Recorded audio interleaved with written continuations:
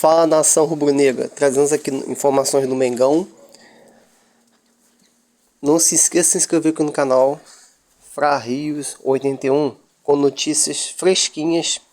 Vene Casagrande, créditos oficiais Vene Casagrande.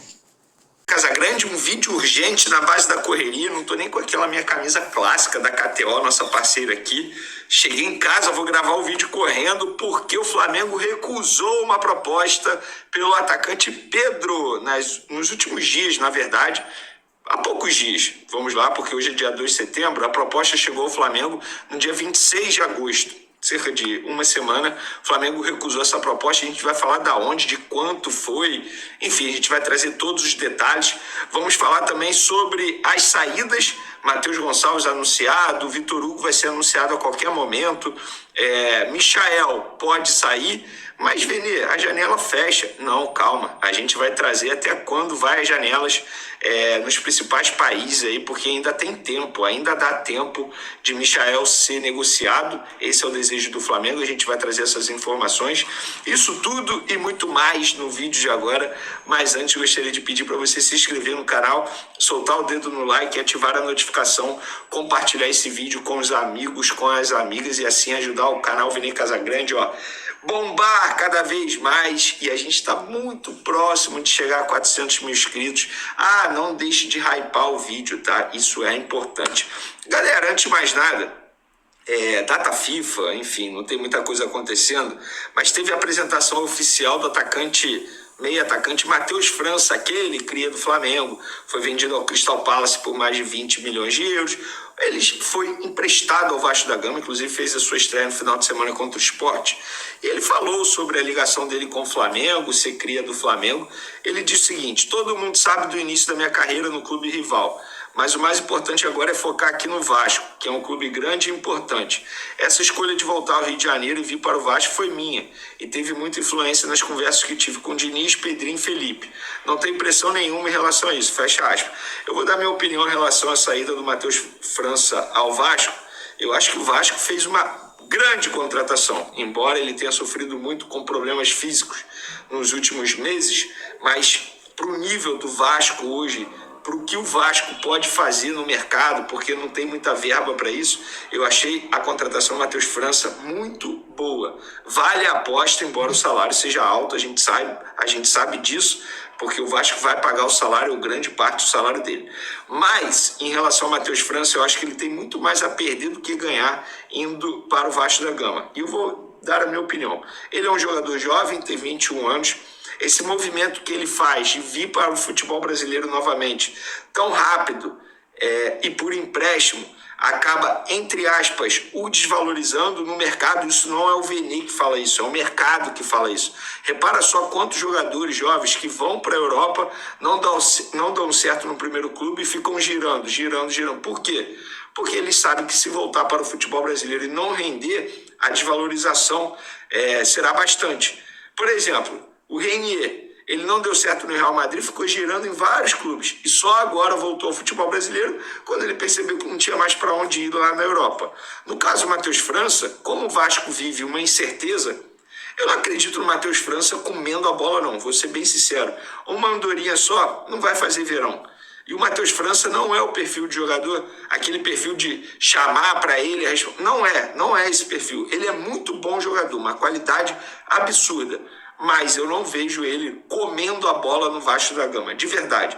Eu acho que ele vai agregar muito para o Vasco, mas não vai fazer uma temporada de empréstimo que vá valorizá-lo bastante. Eu acho que para ele seria melhor ir para um outro clube da Europa. Por exemplo, hoje o Pedrosa lá no SBT disse que o Braga queria ele. Para mim, iria valer mais a pena, se eu tivesse no lugar dele, ir para o Braga a vir para o Vasco da Gama. Mas é a minha opinião. Inclusive, espero que eu queime minha língua, que eu esteja muito errado, porque eu gosto muito do Matheus França, da família dele, sempre me trataram muito bem. E por falar em Matheus Gonçalves, enfim, foi anunciado pelo Al Ahly.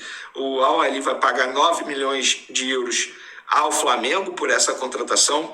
O Vitor Hugo vai ser anunciado a qualquer momento. Publiquei nas minhas redes sociais aí que o jogador acabou de assinar o contrato dele com o Santos. E por que eu estou falando isso?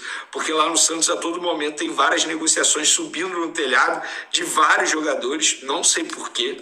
Não me perguntem por que, não estou por dentro desses bastidores, mas a todo momento uma negociação praticamente certa volta atrás e não dá certo. No caso do Vitor Hugo, não tem mais erro. Ele já assinou o contrato, inclusive vai usar o número 29 lá no Santos. E a informação que eu tenho é sem opção de compra, inclusive já falei sobre isso aqui num vídeo, foi uma aula de negócio do Flamengo, porém o Santos terá prioridade na compra, ou seja, se o Flamengo receber uma proposta para vender o jogador, o Flamengo tem que consultar o Santos para saber se o Santos vai querer igualar a oferta. A gente sabe que isso será pouco provável, porque o Santos não vive um grande momento financeiramente falando, embora esteja fazendo contratações aí bem caras.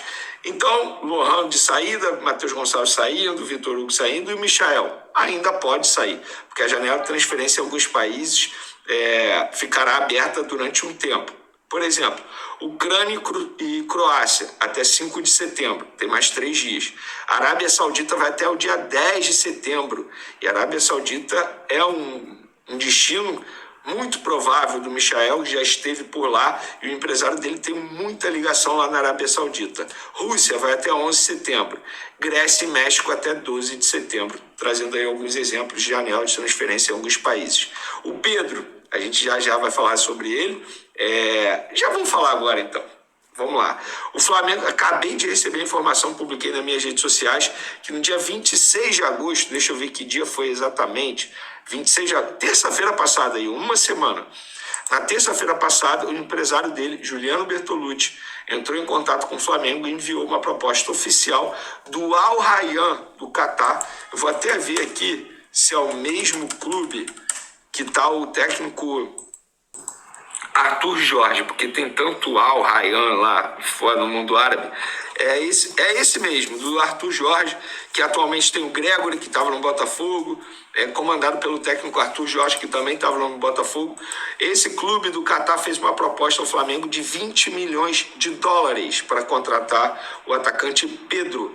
20 milhões de dólares na cotação de hoje dá cerca de 110 milhões de reais. O Flamengo não quis ouvir, rejeitou na hora e falou que não pretende negociar o atacante Pedro nesse momento.